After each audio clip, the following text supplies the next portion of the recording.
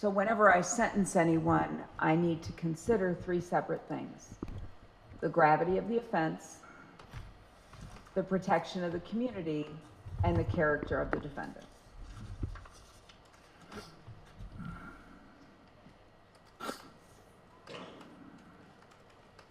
Mr. Torbenson is absolutely right.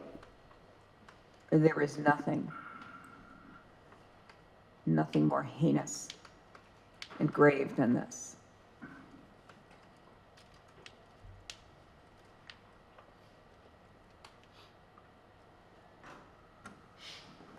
Prince sounds like he was just that.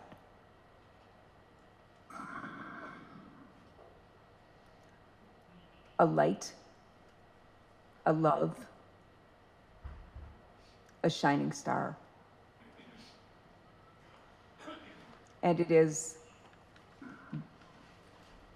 beyond tragic and awful that that light was extinguished. Mr. McCree, you okay? All right.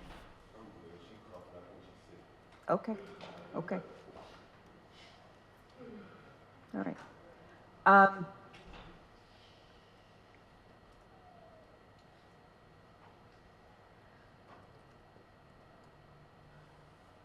To Prince's family, my wish for you is that you are at some point able to begin your healing journey and find comfort in those memories. When your little ones ask about him, I encourage you to tell them. Tell them everything.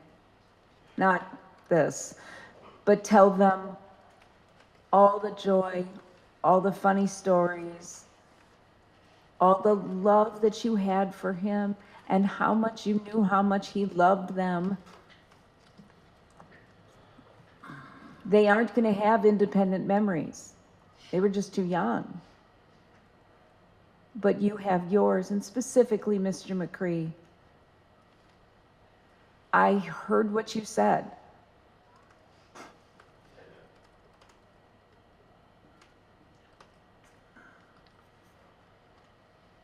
I'm afraid for you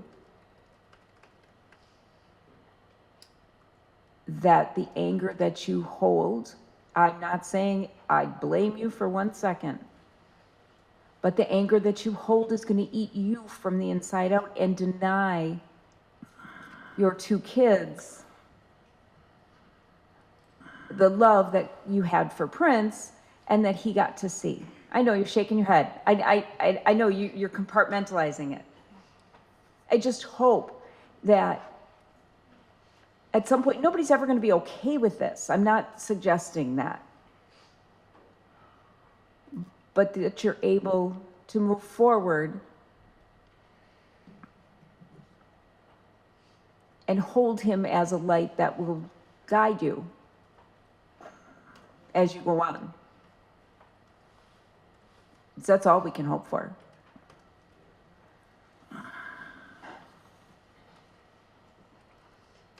As far as Mr. Mendoza and his family, now I heard statements from Prince's family that you were like family, nephew, sister, little brother. I heard the same comments in letters from you, that's how you felt about them. I'm not saying anybody's going to get together anytime soon. But I believe that you tried to help Erik. That you said, help us. We need help. He's got problems. I don't know what happened at Winnebago. I don't know if it was driven by insurance or rules or whatever the situation was.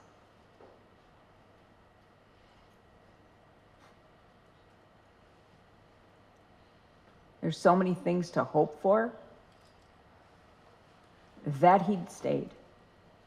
Well, let's jump even more in the Wayback Machine. That he never had these problems, because what a burden it is for you, sir.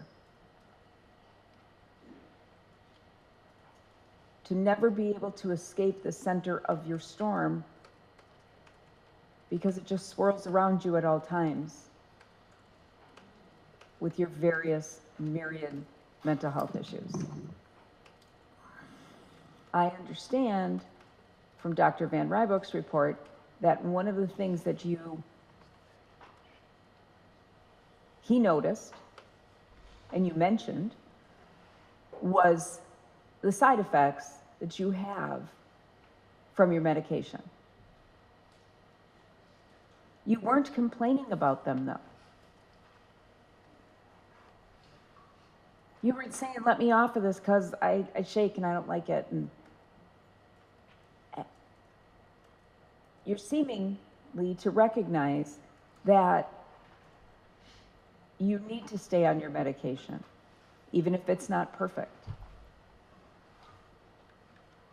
And that gives me hope that you will be able to come to grips with your mental health issues and what you did.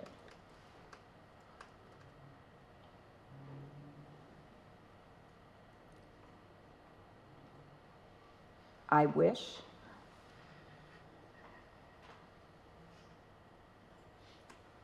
that on October 23rd, one of those people you approached would have turned around and clocked you, and you would have been charged with the attempted recklessly endangering safety, and you would have been in jail and not been home on the 25th. Or that you came home and you told Mr. Pietura, and he told somebody, and they did something. There's all sorts of things we could wish for. The fact is, we're here. And that sweet little baby is gone. And your actions, regardless of what drove them, were heinous. And regardless of Mr. Pietura's role in this, there is no question as to your role. And you've accepted responsibility for that. And I appreciate that, because as painful as this process has been for everybody going through this, going through that trial would have been even worse. So you did that. I take that into consideration. I take into consideration the fact that you were 15 years old. Dr. Van Rybroek talked in his report about brain development and that sort of thing. Yes, that's true. But we're not talking about that. This is not some impulsive move that you're someone who fled from the police because you were 16 and driving a stolen car and you didn't know what to do, and at 23 you would have pulled over. That's not brain development we're talking about when it comes to things like this.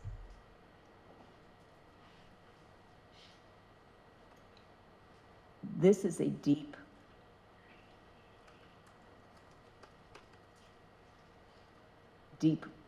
issue within you.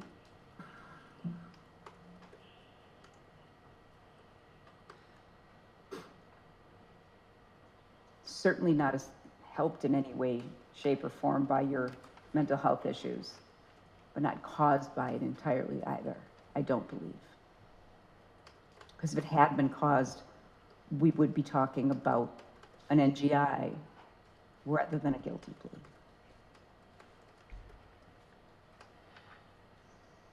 So I'm aware of the jurisprudence that's developed of juveniles and life sentences without parole and all of that.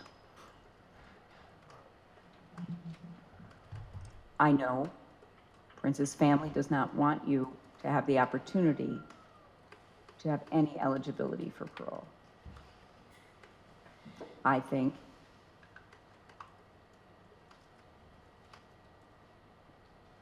I would not be serving justice if I did that.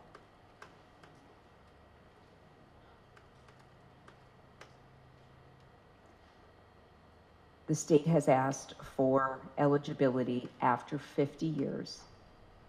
All of your, on count one, all of the other counts will be long expired by that time, if I fashion it the way the state has requested.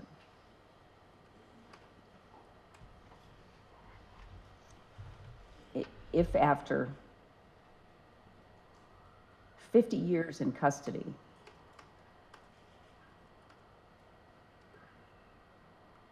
you petition for release and it is granted, it will be because there have been some miraculous advances in mental health treatment and medication. Who knows where we're going to be? 50 years ago, we were treating mental health very, very differently.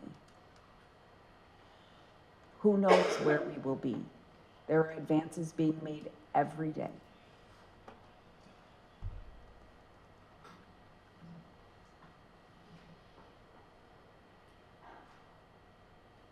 Mr. Anderson asks for 30 years before you are eligible. And I want to point out, nothing's automatic. Every single thing you do for the next 30, 40, 50 years is going to be documented and looked back on. They're going to start with what happened in October of 2023. And from then on out, they'll know about the jumping from the tier. They'll evaluate that. They'll know about the fight you got in here. And whatever may happen in the years. One of the things that Mr. Anderson told me when I was talking with he and Mr. Torbenson as we were looking at whether this case was, he thought it was going to be a plea or we were going to trial or what was going to be, he said, I just worry about where he's going to be. I do too. I'm not in charge of where you're going to go within the Department of Corrections. That's a whole different agency that makes their decisions. I have no idea. I can scream, this transcript will go, I can stomp my feet, everything that is filed, they'll have your records. I'm not in charge, though, of where you're housed and what treatment you get while you're in that confined setting. I very much hope you are going to get mental health treatment. I will order it, but it's only as good as what they have available. Obviously, the first-degree intentional homicide in count one carries with it a mandatory life sentence. As to all other counts, I'm required to consider whether probation is appropriate. Of course it's not. But I'm required to say that, so I said it. Your actions in choosing to go out and stab 3 random people, any one of whom you could have killed, and in fact it sounds like you thought you did, is chilling on its own. But somehow it's almost become dwarfed. Like, oh yeah, that was the beginning of the story. This is the end of the story. And of course, what happened to Prince is horrible, but I don't want to give short shrift to those 3 victims who were just living their lives and stabbed for no reason, as I understand it, other than you wanted to see what it felt like.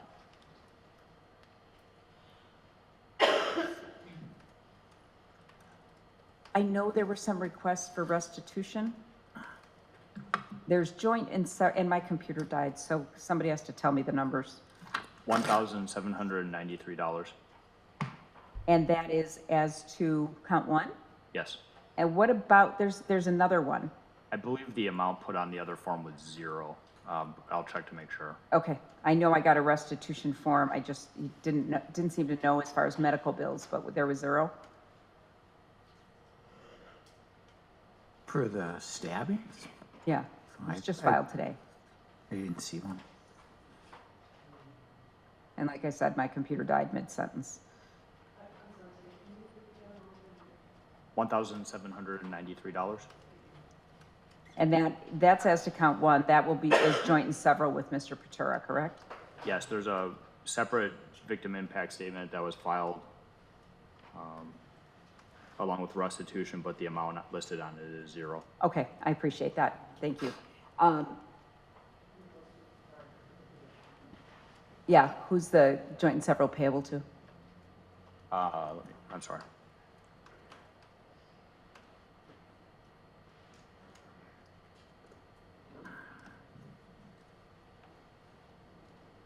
That would go to the mother. Yeah, JB, Yep. okay. All right, so as far as restitution, I'm going to order, is there a stipulation, Mr. Anderson? Yes. All right, $1,793 payable to JB that is joint and several with David Pietura, the co-defendant. As far as, I'll get to the numbers at the end. Conditions, I will have you have absolutely no contact with the family of Prince McCree or the other named victims, and those initials are, Mr. Torbenson? 1 second. JP.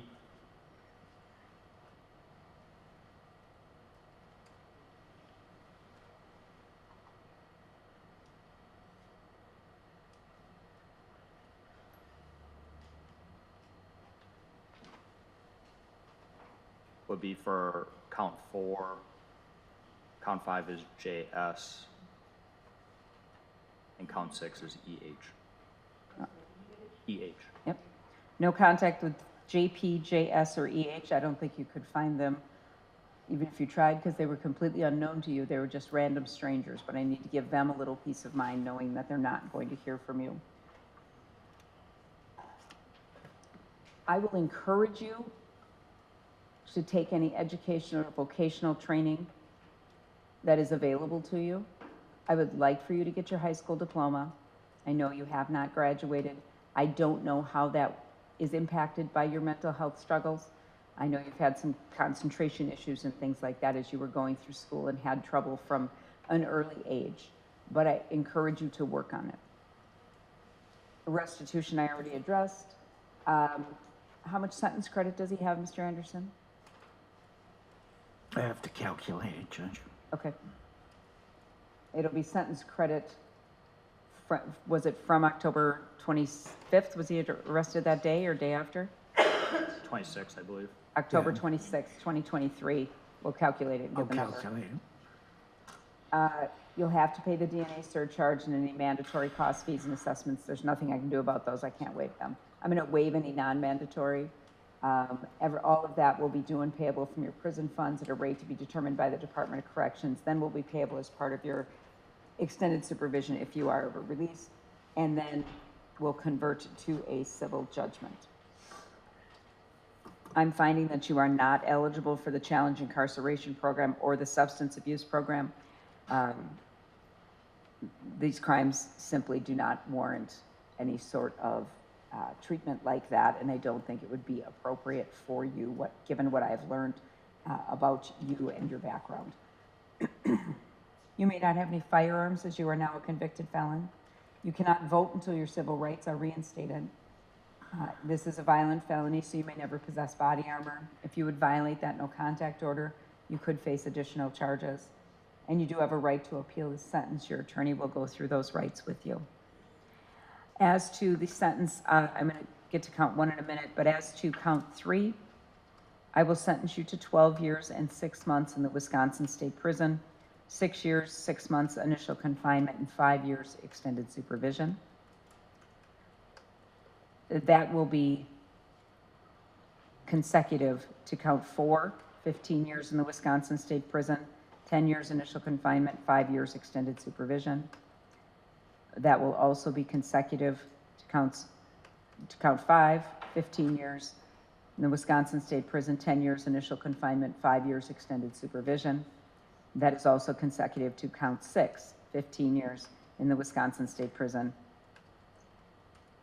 10 years initial confinement, 5 years extended supervision. Those are the maximum sentences on those additional 4 crimes. That will all run concurrently to count 1. As to count 1, I do believe that it is appropriate, given your age, given the fact of your significant mental health problems, that you are sentenced to a life sentence, but that you will be eligible for release to extended supervision, to petition for that. It's not automatic, but to petition for that based on everything that will have happened after the period of 50 years.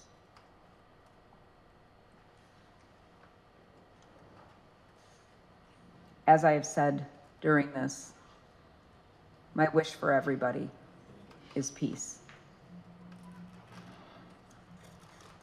Thank you all. Yeah, can we All right, thank you, have a Judge. brief sidebar? Sure.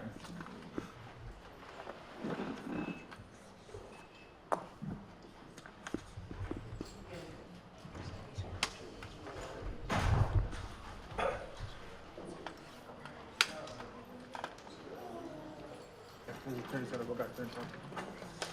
And now when we take it back, it's going to go.